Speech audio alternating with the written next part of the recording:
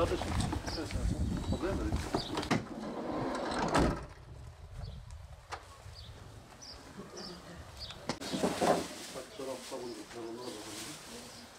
Kuru gıda, çay, şeker, yağ, hanım paketler, tabii bir kahvaltılıklar.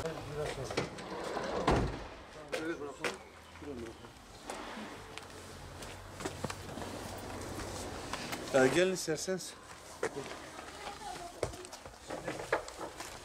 Size kahvaltı bir kere kaçıyor. Bir kere kaçıyor. Kahvaltı çorap var. Kuru gıda. Teşekkür ederim.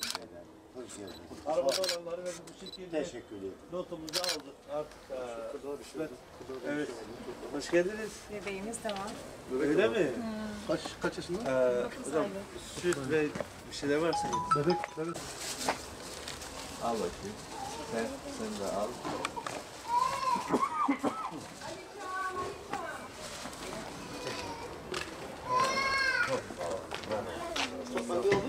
Bismillahirrahmanirrahim.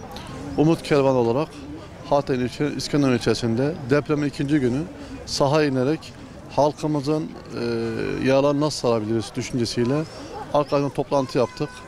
Bu toplantı neticesinde İskenderun Millet Parkı'nda halkımıza sıcak yemek dağıtımı kararına verdik. Burada günlük 6.000 kişiye varan günde 3 öğün sıcak yemek dağıtımı yaparak halkımızın ihtiyaçlarını karşılamaya çalışıyoruz.